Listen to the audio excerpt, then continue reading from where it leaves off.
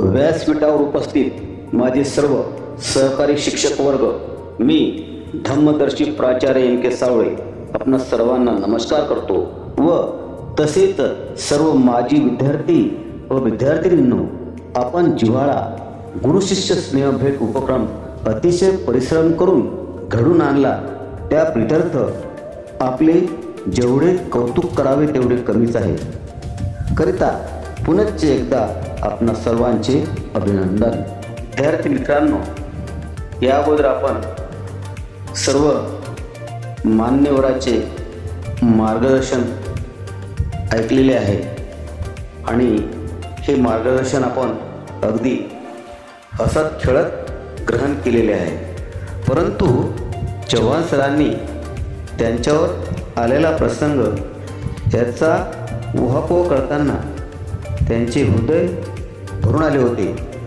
थोडा वेळ थांबून त्यांनी पाणी घेतले. परत त्यांनी त्यांच्या भाषणाचा शेवट करून आपली रजा घेतली. श्री चव्हाण सरावर असा कोणता प्रसंग आला होता मला माहीत नाही, कारण त्या समयी मी या विद्यालयात नव्हतो. असो मित्रहो, जीवन जगत असताना असे प्रसंग येतच असतात. मी जीप विद्यालय उंबरठा बाजार येथे शिक्षक पदावर सेवेत असताना माझ्यावर आलेल्या प्रसंगाविषयी थोडक्यात माहिती सांगतो. दिनांक 9/8/1986 श्री बनगिनवार साहेब हे मुख्याध्यापक म्हणून सेवेत रुजू झाले होते आणि यावेळी श्री मुतळकर व दळवी यांनी श्री बनगिनवार यांच्याशी संपर्क करून शाळेचे सूत्र हाती घेतले होते. शाळेत झाडे लावण्याकरिता खड्डे खोदण्याचे काम श्री मुतळकर यांनी हाती घेतले होते. मग बिल बनविणे व जिल्हा परिषदेमधून बिल काढणे हे सर्व काही सुरळीत चालू होते. श्री बनगिनवार जोशमध्ये होते, कारण त्यांना सपोर्ट करणारे श्री दळवी व मुतळकर तसेच सर्व शिक्षक होते.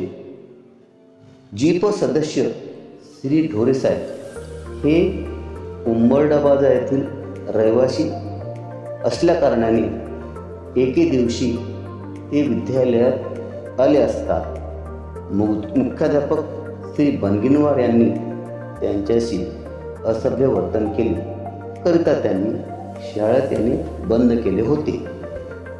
सन 1987ची घटना. बुद्धवाड्यातील एका व्यक्तीला देशमुख यांचा कुत्रा चावला होता. त्याने कुत्रा मालकाची तक्रार पोलीस चौकीत दिली होती. श्री दळवी व मुतळकर यांनी या घटनेत मला अडकवण्याचा प्रयत्न केला. मुतळकर यांचे नातेवाईक श्री नामदेव तारगे यांच्यामार्फत मला निरोप पाठविला. श्री नामदेव तारगे मला येऊन भेटले व सांगू लागले, ज्या व्यक्तीला कुत्रा चावला आणि त्यांना पोलीस रिपोर्ट देण्याकरता तुम्ही सांगितले व त्यांना मदतसुद्धा केली. मी त्यांना म्हटले, आपण प्रथम पोलीस चौकीत जाऊन चौकशी करायला पाहिजे होती. व सावळे सर इथं आले होते का, किंवा बुद्धवाड्यात आले होते का, आणि नंतरच हा आरोप तुम्ही माझ्यावर लावायला पाहिजे होता. मी वाडीत गावाच्या बाहेर राहतो आणि ही घटना कधी घडली हे मला माहीतसुद्धा नाही, तरी आपण माझ्यावर हा आरोप करता, हे चुकीचे आहे. श्री नामदेव तारगे म्हणाले, सर, मला जी माहिती मिळाली तीच मी आपणाला सांगित आहो. आणि हो, कुत्रा मालक हे मिलिटरीमन आहेत, ते तलवारीनेच मारतात. मी विचार करू लागलो, माझा काही दोष नसताना तो जर मला तलवारीने मारण्याची भाषा करत असेल तर मी त्यांना म्हटले, नामदेव तारगेजी, असेच असेल तर मी काही हातात बांगड्या भरल्या नाही. मी त्यांना म्हटले, आपण आणि तो मिलिटरीमन दोघेही बस स्टँडवर शाळा सुटल्यानंतर ठीक 5:30 वाजता या आणि मग पाहू कोण कोणाला तलवारीने मारते.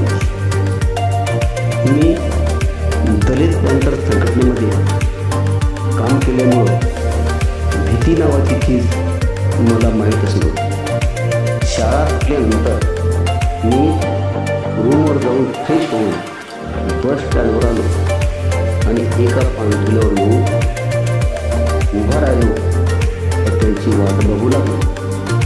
अर्धा घंटा झाला असेल, पाऊण घंटा झाला असेल, माझ्याकडे कोणीच फिरलं नाही. आणि मग विचार करू लागलो आणि माझ्या लक्षात आले, हा जो नामदेव तारगे आहे आपल्याशी खोटा बोलत आहे.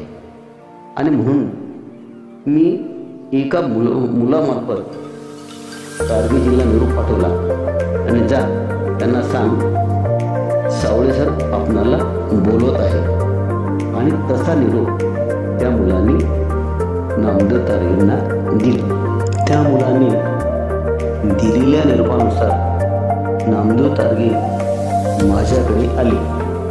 त्यावेळी मी त्यांना म्हटले, तारगेजी तलवारीवाला मिलिटरीमन कोठे आहे? तर तारगेजी तिकडच्या गप्पा मारू लागले व मला म्हणाले, जाऊ द्या ना सर, जाऊ द्या ना सर. त्यावेळी मी त्यांना स्पष्ट शब्दात सांगितले, तारगेजी आपण मला ब्लॅकमेल करीत आहात आणि एक प्रकारच्या धोसा मारत आहात. आणि यापुढे जर असं घडलं तर मला आपली तक्रार कलेक्टरकडे करावी लागेल. आणि हे ऐकताच नामदेव तारगे गयावया करू लागले, म्हणू लागले, नाही सर, यापुढे असं काही होणार नाही. आणि मग शेवटी तो प्रश्न मिटला. आणि हा चौथा प्रसंग. श्री दळवी व मोटरकर यांनी मला 3 वेळा बदनाम करण्याचा प्रयत्न केला. पहिला प्रसंग म्हणजे श्री सावळे सर त्यांच्या भाषणातून हिंदू धर्माला शिवीगाळ करतात. दुसरा प्रसंग, श्री सावळे सर बुद्ध धर्माचा निळा झेंडा शाळेत फडकवितात व बुद्ध धर्माचा प्रचार करतात. आणि तिसरा प्रसंग, पोलीस स्टेशनमध्ये रिपोर्ट देण्यास त्या व्यक्तीला केलेली मदत. वरील बाबतीत माझ्यावर कोणतीही कारवाई झाली नाही. सन 1987-88 या सत्रामध्ये असे घडले की श्री बनगिनवार मुख्याध्यापक यांनी मला कार्यालयामार्फत नोटीस दिली. नोटिशीमध्ये श्री जीवन देशमुख व मधुकर चव्हाण यांनी माझ्या विरुद्ध तक्रार दिली की श्री सावळे सर वर्गात शिकवीत असताना मुलीसोबत गैरवर्तन करतात. मुख्याध्यापक श्री बनगिनवार यांनी मला स्पष्टीकरण मागितले. मी नोटीस घेतली आणि मला प्रश्न पडला, माझ्या बाबतीत असे का घडत आहे? मुख्याध्यापकाला स्पष्टीकरण देण्याअगोदर मला माहिती मिळाली की श्री दळवी व मुर्तरकर हे दोघे रात्री जीवन देशमुख यांच्या घरी होते. माझ्या लक्षात आले की हे कृत्य यांनीच केलेले आहे. दुसऱ्या दिवशी मी मुर्तरकर यांना म्हटले, माझी काय चूक आहे की आपण माझ्यावर वेगवेगळे आरोप करीत आहात? जर माझी काही चुकत असेल किंवा मी आपल्या विरुद्ध वागत असेल तर शाळेच्या आवारात आपण मला समजावून सांगू शकता, कारण आपण मला सिनियर आहात. परंतु खोटे आरोप लावून मला फसविण्याचा प्रयत्न का करता? आणि हे करणं चुकीचे आहे. मुख्याध्यापकांनी मला स्पष्टीकरण विचारले. स्पष्टीकरणामध्ये मी श्री दळवी व श्री मुर्तरकर हे तक्रार देणाऱ्या पालकाच्या घरी रात्रीला जाऊन माझ्या विरुद्ध तक्रार लिहिण्यास सांगितली. तुम्ही तक्रार करणाऱ्या पालकाच्या घरी रात्री गेले होते आणि तसा पुरावा माझ्याकडे आहे. वेळेवर पुरावा दिला जाईल. मुर्तरकरला हे ऐकून घाम फुटला. रुमालाने घाम पुसत म्हणू लागले, नाही नाही, हे खोटे आहे. आपण खोटे बोलत आहात. मी म्हटले, जे काही घडेल आणि शेवटी खरे किंवा खोटे समोर येईलच. स्पष्टीकरणमधील मजकूर वाचून मुख्याध्यापक श्री पन्नीवार साहेब म्हणाले, हे स्पष्टीकरण बरोबर नाही, परत लिहून आणा. मी म्हटले, ठीक आहे साहेब. दुसऱ्या दिवशी मुख्याध्यापकाला विनंती अर्ज लिहिला की श्री सावळे सर यांच्या विरुद्ध जी तक्रार आलेली आहे ती खोटी असून अशा तक्रारीपासून कर्मचाऱ्याला मानसिक त्रास होतो करिता मुख्याध्यापकांनी योग्य चौकशी करून अशा प्रकारच्या खोट्या तक्रारीपासून कर्मचाऱ्याचे संरक्षण करावे अशा आशयाचा विनंती अर्ज लिहून त्यावर सर्व शिक्षकाच्या सह्या घेतल्या. सर्व शिक्षकांनी सह्या केल्या आणि नाविलाजाने श्री दळवी व मुर्तरकर यांना सुद्धा सह्या करणे भाग पडले, नाहीतर चोर पकडला जातो. त्याच स्पष्टीकरणाला हा विनंती अर्ज जोडला व परत तेच स्पष्टीकरण मुख्याध्यापकाकडे सादर केले. जे स्पष्टीकरण मी अगोदर दिले होते त्याच स्पष्टीकरणाला सर्व शिक्षकाच्या सह्या घेऊन तो विनंती अर्ज त्या स्पष्टीकरणाला जोडला आणि मुख्याध्यापकावर स्पष्टीकरण सादर केले. विनंती अर्जावर सर्व शिक्षकाच्या सह्या पाहून मुख्याध्यापकांना प्रश्न पडला. मुख्याध्यापकांनी शाळा सुटल्यानंतर श्री मुर्तरकर, श्री दळवे व श्री गोरे यांना बोलावून घेतले. त्यावर चर्चा झाली आणि त्यातून श्री गोरे यांनी मार्ग काढला. ते म्हणाले, साहेब काळजी करू नका, आम्ही विनंती अर्ज लिहितो की श्री सावळे सर यांनी जो विनंती अर्ज दिला होता त्या अर्जावर आमच्या नजर चुकीने सह्या झाल्या करिता आमच्या सह्या ग्राह्य धरू नये व त्या तक्रारीशी आम्हाला काही घेणे देणे नाही. ठरल्याप्रमाणे श्री गोरे यांनी तसा अर्ज लिहून शिक्षकाच्या सह्या घेऊन मुख्याध्यापकांना दिला व त्याची एक प्रत मला दिली. मी ती प्रत घेतली. सर, नजर चुकीने सह्या झाल्या याचा अर्थ काय? आपले डोळे बंद होते का? परत एक सांगतो, आपण शिक्षक आहात व आपण अन्न खातो, इतर काही नाही. आणि म्हणून जे आपण कृत्य केले हे शिक्षकी पेशाला शोभतही नाही. माझ्यावर आलेल्या प्रसंगाला तोंड देण्यास मी सक्षम आहे. मला इतर कोणाचीही गरज नाही. मुख्याध्यापक काय कारवाई करतात ते मी पाहतो. एके दिवशी मुख्याध्यापक श्री पन्नीवार यांनी मला कार्यालयामध्ये बोलवले व म्हणू लागले, सावळे सर, आपण हे प्रकरण मिटवून टाकू. तुम्ही फक्त असे लिहून द्या, माझ्याकडून चूक झाली, यापुढे असे घडणार नाही. मी मुख्याध्यापकांना म्हटले, साहेब, चोरांनी चोरी केली, व त्याने कबूल केले, हो मी चोरी केली, यापुढे करणार नाही. त्यावेळी पोलीस स्टेशन त्याचा फुलाचा हार घालून सत्कार करतो का? नाही ना. आणि मग आपण जे म्हणत आहात ते मला बिलकुल मान्य नाही. माझी तक्रार योग्य कारवाईसाठी CEO व शिक्षणाधिकारी अकोला यांच्याकडे पाठवा. ते म्हणाले, तुमची बदली होईल. सर, माझी बदली होऊच शकत नाही. जर माझी बदली झालीच तर माझ्या स्वगावी म्हणजे वाशिमलाच होईल. त्यानंतर होळीचा सण आला.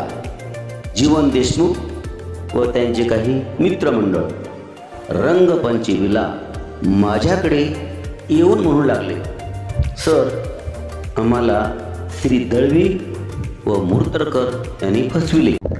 आम्ही त्यांच्या विरोधात आपणाला अर्ज लिहून देतो, परंतु आम्हाला दारू पिण्यास आपणाकडून काही पैशाची अपेक्षा आहे. मी त्यांना स्पष्ट सांगितले, मी दारू पित नाही व कोणालाही दारू पाजत नाही, करिता मी पैसेही देऊ शकत नाही. राहिला प्रश्न श्री दळवी व मुर्तरकर यांच्या विरोधात अर्ज लिहून देण्याचा, तर तसल्या प्रकारचा अर्ज मला मुळीच पाहिजेत नाही. उलट मी सांगतो, माझ्या विरोधात आणखीन काही तक्रार लिहून श्री दळवी व मुर्तरकर व तसेच मुख्याध्यापकांना आपण लिहून देऊ शकता. आणि हे शब्द ऐकताच सर्व मंडळी परत गेली. द्वितीय सत्र परीक्षा आटोपल्या. 1 मेला महाराष्ट्र दिन साजरा करून विद्यार्थ्यांना प्रगतीपत्रक वाटप करण्यात आले आणि 2 मेपासून शाळेला उन्हाळ्याच्या सुट्ट्या लागल्या. मी माझे स्वगावी म्हणजेच तामशीला आलो. गावी आल्यानंतर विचार करू लागलो, आपली बदली झाली तर.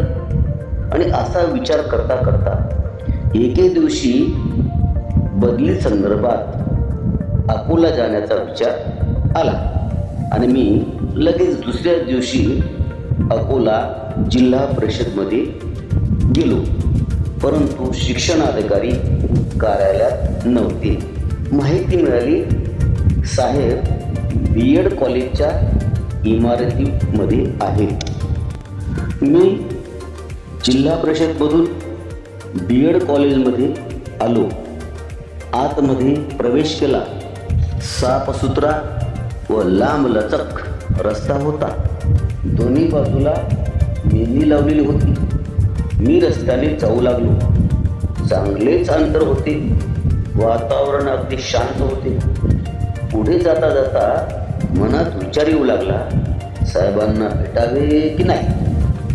मनात थोडी भीती होती.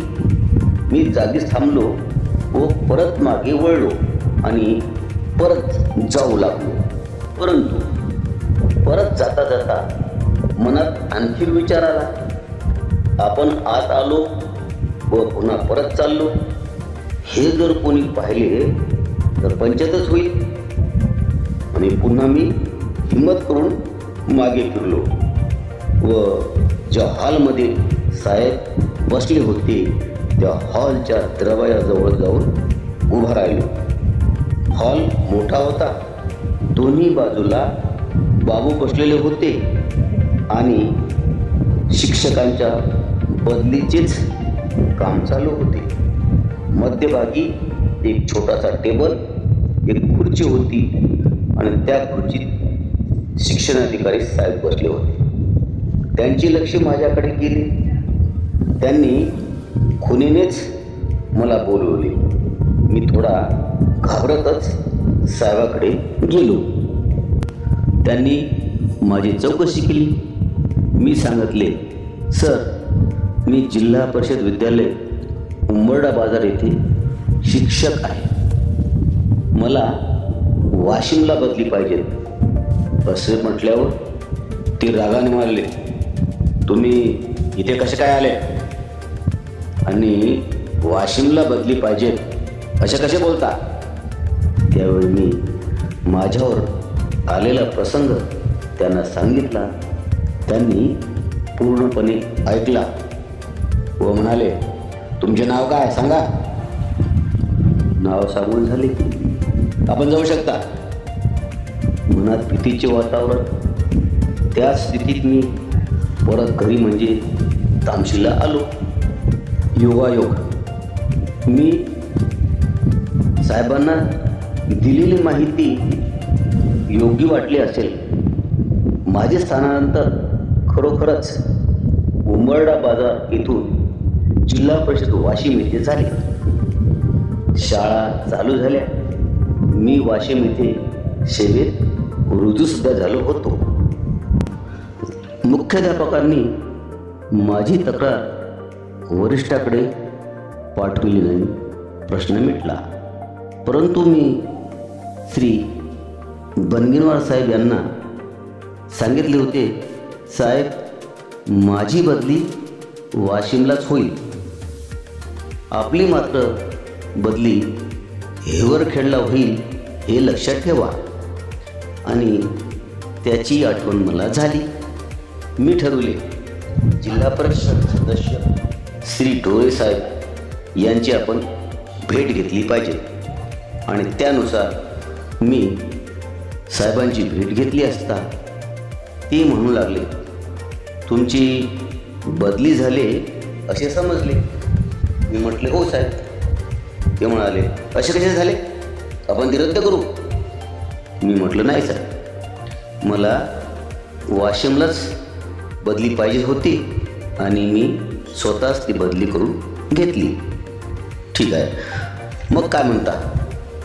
मी म्हटले, साहेब मुख्याध्यापक श्री बनगिनवार यांची बदली आपणाला हिवरखेडला करायची. ते म्हणाले, असे म्हणता? मी म्हटलं, हो. आणि ठरले.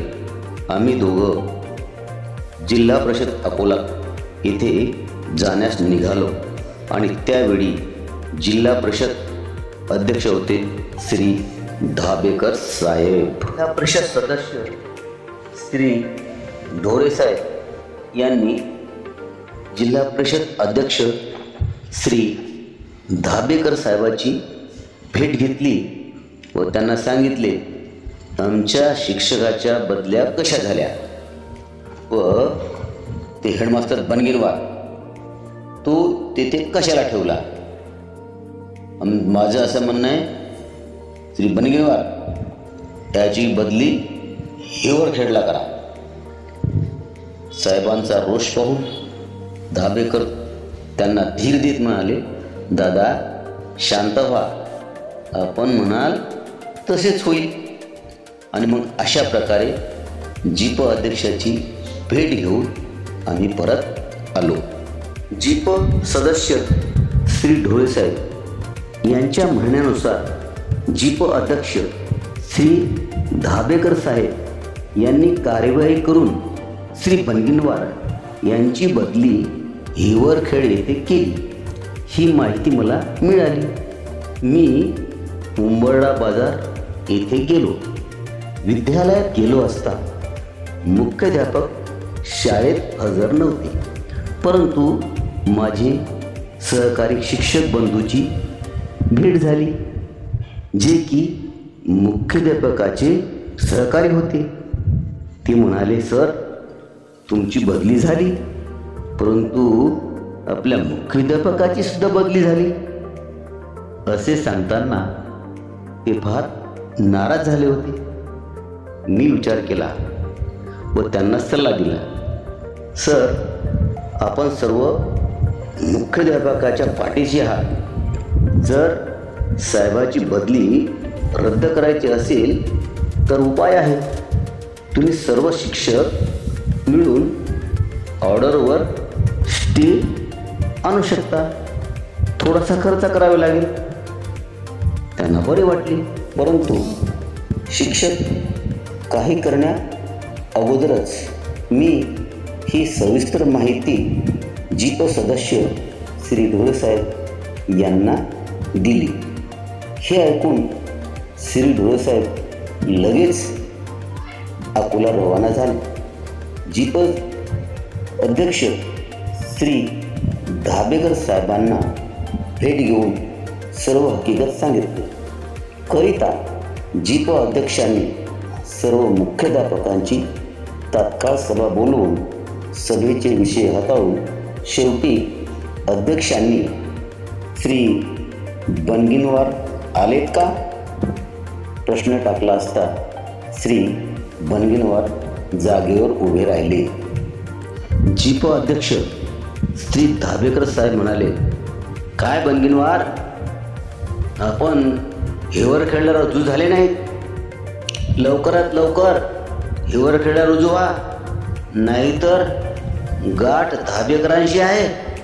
हे ऐकताच श्री बनगिनवारला घाम फुटला. रुमालाने घाम पुसत पुसत होय साहेब म्हणू लागले. आणि हे असे का घडत आहे त्यांना सुद्धा कळायला मार्ग नव्हता. सभेमध्ये घडलेली सर्व हकीकत जीप विद्यालय वाशिमचे मुख्याध्यापक माजिद खान यांनी मला दिली, कारण ते सभेमध्ये उपस्थित होते. सन 1989ला मी भारतीय प्रशिक्षणाकरता राष्ट्रीय शाळा अकोला येथे होतो. श्री बनगिनवार यांना हे कळले. ते मला भेटण्याकरता हिवरखेडवरून राष्ट्रीय शाळा अकोला येथे आले. त्यावेळी आम्ही सर्व शिक्षक सकाळचा नाश्ता करीत होतो. श्री बनगिनवार साहेबांनी माझ्या पाठीवर हात ठेवला. मी मागे वळून पाहिले असता श्री बनगिनवार साहेब म्हणाले, नमस्कार सर. आणि हे दृश्य पाहून मला अतिशय दुःख झाले. एका मुख्याध्यापकाने एका शिक्षकाला हात जोडून नमस्कार करावा बरे नाही वाटले. मी क्षणभर पाहत राहिलो व लगेच त्यांचा हात धरला. बाजूलाच खुर्ची होती. सरकून घेऊन साहेबांना खुर्चीत बसण्याची विनंती केली. त्यांना प्रथम नाश्ता दिला. बरे वाटले. श्री बनगिनवार साहेब म्हणाले, सावळे सर, मला माफ करा. मी काही शिक्षकाचे ऐकून आपल्यावर अन्याय केला, परंतु यापुढे मला त्रास देऊ नका. नाही सर, परंतु मी आपले ऐकले असते तर माझ्यावर भीक मागण्याची वेळ आली असती साहेब. करिता हा मार्ग मला निवडावा लागला. शेवटी मुख्याध्यापकांना एवढेच सांगू इच्छितो, आर्थिक फायद्यासाठी काही शिक्षकांना जवळ घेऊन त्यांच्या सांगण्यानुसार इतर शिक्षकांना त्रास देऊ नये, नाहीतर मुख्याध्यापक श्री बनगिनवार यांच्यासारखे आपण सुद्धा अडचणीत याल. धन्यवाद. आणि हो विद्यार्थी मित्र हो, आता आपण विद्यार्थी नसून वेगवेगळ्या पदावर सेवेत कार्यरत आहात. आपणावर सुद्धा श्री चव्हाण सर व माझ्यासारखे प्रसंग येऊ शकतात. करिता आपल्या कार्यात सतर्क राहून कार्य केल्यास आपणाला यशस्वी होण्यापासून कोणीही रोखू शकणार नाही. जय हिंद, जय भारत.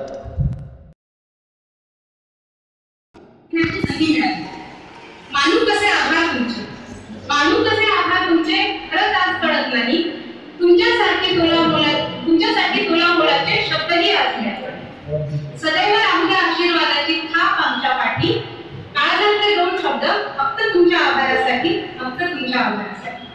अखंड राहील शिरावर आपल्या उपकारांचे भार शब्दातून व्यक्त करते तुमचे मनपूर्वक आभार, मनपूर्वक आभार. आजच्या कार्यक्रमाला उपस्थित राहिलेल्या माझ्या सर्व गुरुजनांचे मी मनपूर्वक आभार मानते. त्याचसोबत माझे सगळे वर्गमित्र यांनी आजचा कार्यक्रम अतिशय व्यवस्थित आयोजित केला. थोडंफार मात्र पुढे सगळ्यात गोष्टी होत असतात, त्यामुळे खूप छान असा प्रोग्राम जसा आम्ही सर्वांनी मिळून ठरवला होता तसा आजचा प्रोग्राम झाला आणि सगळ्यांची इतक्या दिवसानंतर भेट झाली. परत आम्ही शाळेत पहिले दिवस जगू शकलो त्याबद्दल आपल्या सगळ्यांचे आभार मानते. आणि सत्य शेवटी कार्यक्रमाचे